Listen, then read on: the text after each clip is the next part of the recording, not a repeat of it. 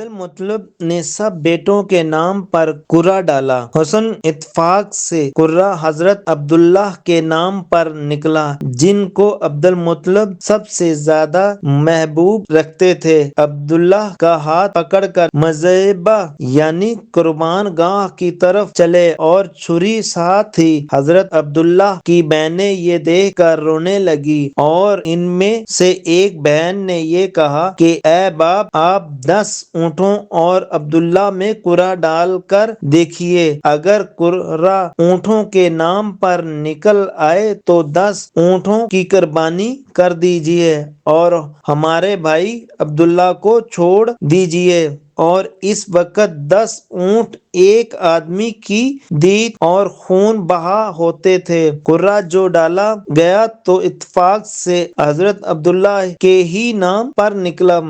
عبد المطلب 10 اونٹ زیادہ کر کے قرہ ڈالتے جاتے تھے، مگر قرہ عبداللہ ہی کے نام پر نکلتا تھا، یہاں تک کہ 100 اونٹ پورے کر کے قرہ ڈالا گیا تو قرہ اونٹوں کے نام پر نکلا۔ اس وقت عبد المطلب اور تمام حاضرین نے اللہ اکبر کہا۔ بہنیں اپنے بھائی عبداللہ کو اٹھا لائیں اور عبد المطلب نے وہ 100 اونٹ صفا اور مروہ کے مابین نحر کیے۔ ابن عباس رضی اللہ تعالیٰ عنہ فرماتے ہیں کہ اول دیت کی مقدار 10 اونٹ تھی۔ سب سے پہلے عبد المطلب نے قریش اور تمام عرب میں یہ سنت جاری کی کہ ایک آدمی کی دیت 100 اونٹ ہے، اور نبی کریم صلی اللہ علیہ وآلہ وسلم نے بھی اسی کو برقرار رکھا۔ اسی واقعے کے بعد حضرت عبداللہ ذبح کے لقب سے موسوم ہوئے اور اسی وجہ سے نبی کریم صلی اللہ علیہ وآلہ وسلم کو ابن الذبحین کہتے ہیں، یعنی 2 ذبح کے فرزند۔ حضرت معاویہ رضی اللہ تعالیٰ عنہ فرماتے ہیں کہ ہم ایک بار آن حضرت صلی اللہ علیہ وآلہ وسلم کی خدمت بابرکت میں حاضر تھے کہ ایک اعرابی آیا اور آپ صلی اللہ علیہ وآلہ وسلم کو ان لفظوں سے خطاب کیا۔ آپ صلی اللہ علیہ وآلہ وسلم نے تبسم فرمایا۔ حضرت معاویہ جب اس حدیث کی روایت سے فارغ ہوئے تو حاضرین میں سے کسی نے دریافت کیا کہ وہ 2 ذبح کون ہیں؟ تو حضرت معاویہ رضی اللہ تعالیٰ عنہ نے حضرت عبداللہ کا واقعہ بیان کر کے کہا کہ ایک عبداللہ، دوسرے حضرت اسماعیل علیہ السلام۔ رواہ الحاکم و ابن جریر۔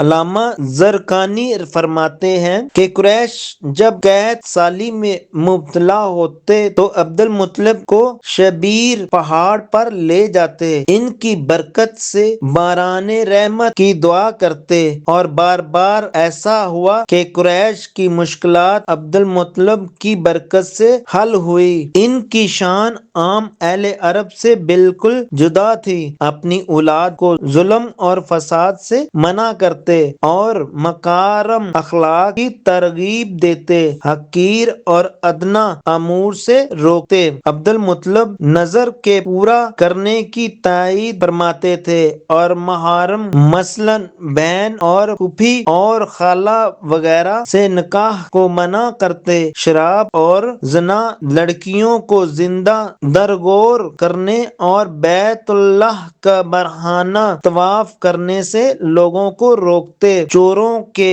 ہاتھ کاٹنے کا حکم دیتے، اور یہ وہ اموار ہیں کہ قرآن و حدیث میں جن کی تصدیق اور تاکید عقیدہ مذکور ہے۔ چنانچہ سیرت حالیبیہ میں ابن جوزی رحمۃ اللہ علیہ سے منقول ہے کہ عبد المطلب سے جو اموار منقول ہیں ان میں سے اکثر کا قرآن و حدیث میں حکم آیا ہے، مثلاً نظر کا پورا کرنا، نکاح محرم کی حرمت، چور کا ہاتھ کاٹنا، لڑکیوں کو زندہ درگور کرنے کی ممنوعات، شراب اور زنا کی حرمت، امت بیت اللہ کا برہانہ طواف کرنے کی ممنوعات واقعات اور حالات کے پڑھنے کے بعد یہ بات خوبی منکشف ہو جاتی ہے کہ جس قدر زمانہ نبوت قریب ہوتا جاتا اس قدر مکارم اور اخلاق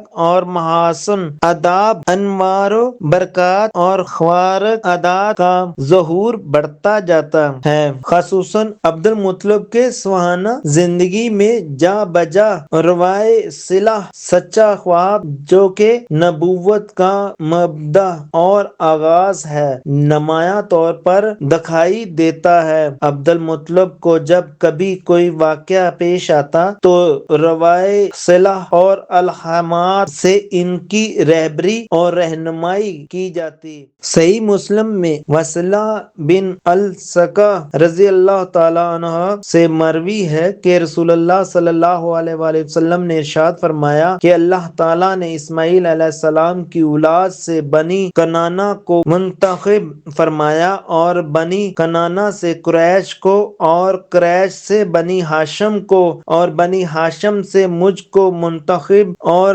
برگزیدہ فرمایا۔ ابن سعد کی ایک مراسل روایت میں اس قدر اور اضافہ ہے کہ بنی ہاشم میں عبد المطلب کو پسند فرمایا۔ نبی اکرم صلی اللہ علیہ وآلہ وسلم کو حاشا اس بیان سے کسی قسم کا تفاخر مقصود نہیں بلکہ حقیقت حال کو واضح کرنا مقصود ہے تاکہ لوگ ان کی منزلت اور مرتبہ سے واقف ہوں اور حق جل شانہ کی ایک نعمت کی تحدیث اور اس کا اظہار مطلوب ہے کہ اس رب العالمین کا لاکھ لاکھ شکر ہے کہ اس نے مجھ کو ایک برگزیدہ اور پسندیدہ خاندان سے مبعوث فرمایا۔ تفخر اس کا نام ہے کہ اپنی بڑائی ہو اور دوسرے کی برائی، اپنی تعظیم اور دوسرے کی تذلیل۔ اظہار حقیقت کا نام تفخر نہیں۔ اس کے علاوہ وہ انبیاء اور اولیاء میں یہ فرق ہے کہ اولیاء پر اپنے کسی کمال کا اظہار بھی واضح اور لازم نہیں، حتیٰ کہ ولی پر اپنی ولایت کا اعلان بھی ضروری نہیں، علاوہ کہ کسی وقت کوئی دینی مصلحت اس اعلان کے لیے داعی ہو۔ بخلاف نبی کے اس پر من جانب اللہ یہ فرض ہے کہ وہ اپنی نبوت و رسالت کی طرح اپنے خداداد کمالات کا بھی اعلان کرے تاکہ امت اس کے مرتبہ سے واقف ہو اور ان کے کمالات سے مستفید ہو اور اس کی ذات ستودہ صفات میں کسی کو کسی قسم کا شک و